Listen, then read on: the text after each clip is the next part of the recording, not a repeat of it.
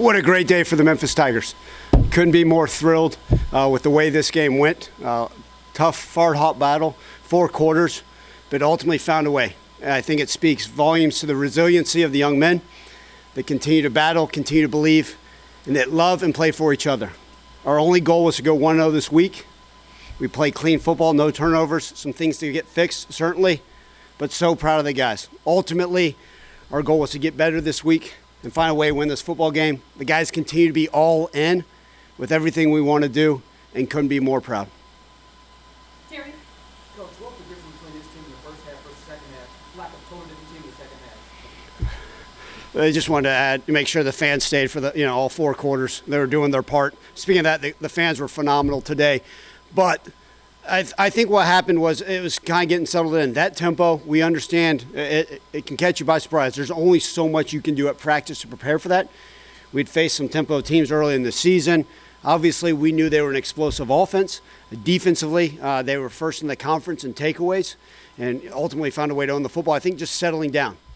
They also played a defensive scheme that really was in the minority of what they do. They've run it about, I think, 16% of the time, the scheme that they showed up and almost lived in, and getting a chance to catch our breath. They blitzed us more than they've shown all season, but the guys settled and found a way in all 3 phases to play better in the second half.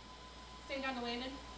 South Florida had the 73-yard touchdown run to get them to 31. It ended up being their final time scoring in the entire game. With the defense after that play, what exactly flipped and what changed for the defense to lock down the way they did after that? Obviously, that play is inexcusable, right? I'm getting tired of seeing explosive runs, ultimately missed tackles, missed fits, all those things. But shame on us, but found a way. And that's all that matters when it came down to it, finding a way to get stops, to getting off the field, to forcing them to punt. They believed and they kept fighting. And, they take great coaching. The coaches did a nice job of adjusting. The players continue to find themselves in the right situation to ultimately make the plays, and that's ultimately what led to them getting off the field more often. Frank? 44 pass attempts for Brandon Lewis most of the season. Did you come into the game anticipating that he would go that much, or just kind of what went into that? Frank, first off, I think the resiliency of Brandon Lewis, you got to see that on display today. He battled through. He's in pain, but the young man said, "You're not keeping me from playing this football game." Going into certain games, you sit there and say, okay, we should be effective running the football here or there. When they displayed a different defensive front, I don't know if we were as prepared as we could have been in order to have success running the football. We were able to get some explosive plays here or there, but ultimately it led to us having to pass the football in order to come back into the game. And by the time they were blitzing us, and whether they're run-stopping blitzes or pass protection blitzes, they were having success. So we had to clean some of that. And then B. Lou trusting his reads and trusting his keys ultimately led to him having 44 pass attempts. Yes, Coach, you had a heartbreaking last week against UAB, and today you come out and get a big victory. What do you say to the fans now? Well, first off, thank you to our fans for showing up and being loud and proud. Really it started back, Leon, at the radio show on Monday night. And we had a packed house, and I thanked them to our true fans that showed up, and I said, listen, guys, I appreciate that. And they were standing and clapping, and not just for me, because they believe in the Tigers. And those are the fans that show up regardless. And we hit some adversity last week, and that's part of it. And like I told the people, hey, we're going to continue to learn and improve from this. I promise you the Tigers are going to bounce back and find a way. You could have made excuses about last week. We had ways to finish the game. Ultimately, we found ways to finish this game. So to our fans, thank you for believing in us. Thank you for continuing to push and strive for greatness. But this today was a game that directly represents our city, right? Had some adversity, the resiliency to bounce back and be tough and continue to believe. It could have been easy for fans to come out and boo us coming out of the second half, but they were there and they stayed through the whole game, and ultimately we were able to deliver a win. So it was a great win for the city of Memphis. Thank you to our fans. We're going to have to find a way to win a tough one on the road in a short week. But I hope when we come back home, we get to see plenty of you guys in the stands. Coach, This is the second time at home. Arkansas, you down double digits. This resilient team come back to win the game. Today, you do the same thing. What does it say about your team and you as a coach that your team, when they get down and get off the mat? Well, Devin, it's all about the players. It has nothing to do with me, just other than telling them, hey, we've got to believe and we've got to fight.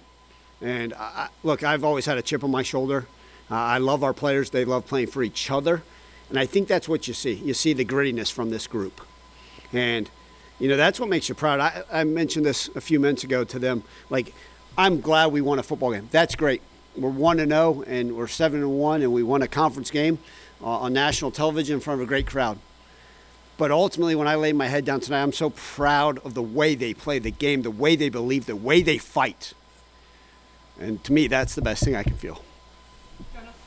When Cortez is just the go-to guy, you can make that kind of play. It feels like every time you guys need it. Is that what you envisioned with him when he first came here? How is that growing up to see? Jonah, you guys all asked, hey, who's the go-to wide receiver this year? And I kept telling you, I don't know, right? And then, Cortez didn't even start, I think, our first 3 football games. But he's a playmaker, and playmakers had to come out and make plays tonight. That was one of our keys to victory as an offense. This morning we were talking to them. The guys got to step up. Obviously, there's a relationship with B. Lou, which is huge. But the young man practices really hard. And he does things the right way, and really proud of the way Cortez has bought in to this culture in a short period. I always say this, sometimes it may take a couple years for guys to understand how we do things, to be all in. Here's a guy that got here 10 days before the first game. The one thing I wanted to care about more than anything was him buying into our culture. And he bought into that and understanding how to work. And then, oh, by the way, he's a really talented wide receiver. So we'll continue to find ways to get him the football. And obviously he's making a lot of plays for the Memphis Tigers. Back over to Frank. One, what was going through your head, when those final seconds on the field goal, and then 2, can you walk us through the decision making to go for 2 on that? Yeah, great question. That first one's probably not safe for media, for me to say what was going through my head. A lot of random things that go through this mind. Look, like as always, I'm telling the offense, hey, be prepared for overtime. All right, let's talk about the situational football. If you guys see me during the game, I try not to get too high or too low because you may be playing for 60 minutes or a few minutes more. And that's, we're fortunate the young man missed the kick. Our defense did a great job of finding a way to get a little bit of pressure on that kick, and couldn't be more pleased. But when he missed, it was just jubilation, and so proud of the guys. And with the 2-point conversion stuff towards the end of the game. Okay, so you guys know me. I love studying football. I love studying analytics. Okay, and we talked about this before. Like, hey, Ryan, how often do you rely on the chart or the book? And how often do you just say, hey, what's your gut feeling tell you? Well, at the time, we weren't doing a great job of stopping them. And so I said, listen, we're going to score. We're going to go for 2. Okay, if we get it, the next time we score, we're going to win this football game by 1 point. And I told the team that, and I told them this morning that we were going to be aggressive. It's also the same deal. About a 52% chance to get both, to get a 2-point conversion in your try. So ultimately, if we missed it the first time, we're going to go for 2 again like we did and get it so it ended up being, almost in essence a 14-point deal. It's the way I believe. I know, there's quite a few coaches that believe that way. Last week, I thought we'd have the opportunity to get off the field when we needed to. Sean McVay, a lot of guys throughout college football are also doing it, and I thought it gave us the best opportunity when it was all said and done. Back over to Jonah. With Brendan, just what was the past couple of days like, the whole week, like trying to get him ready, and then how much did that affect game plan? Yeah, first off, he's such a mentally tough young man, right? Like, it's easy to talk about how physically tough we are, but he is a mentally tough dude. And so, with the injury, he came back and we were game planning, watching film. He sat there and said, you know what? I'm going to figure out a way to play this game. He lived in the building. Every single day he was getting treatment. He was in the training room finding a way. We had to have a plan, though. Okay, what was our plan if it was A.J. Hill at quarterback? What was our plan if it was Arrington Maiden at quarterback? And ultimately, B. Lou was healthy and ready to go. We'd never put a player in a situation where we don't feel like he can protect himself. Obviously, he went out there and had a heck of a football game. Devin. Coach, years ago you did the SEC team, you dropped to their 4. This year you look ahead, you beat the SEC team, but then you lose a game you should win. This time you bounce back a different way. I want to know what's different about you, Ryan Silverfield, as the head coach, as you look ahead 5 years from then to now. I think just, if I haven't grown and learned as a coach, then shame on me. I think every day I'm trying to continue to improve myself in everything I do, right? As a head coach, as a husband, as a father, like every day I'm trying to be the best version of myself. And I'm going to continue to learn. I hope next week I'm better than I was today as a head coach. And ultimately those things I'm continue to try to learn and strive to be better. The buy-in. Look, the teams of the past have always bought in. They really have. And has it always been perfect? No. 78 new players.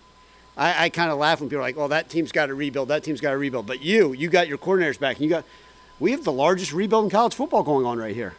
But there are a bunch of dudes that love football that are truly all in, and that to me means everything. So for me, just continue to pour into them, find ways to figure this out. I'm still finding out about some of our players. There's guys that played today that I didn't know how they would respond. Also, how would they respond to adversity, right, with that loss? How would they come and bounce back being down at halftime?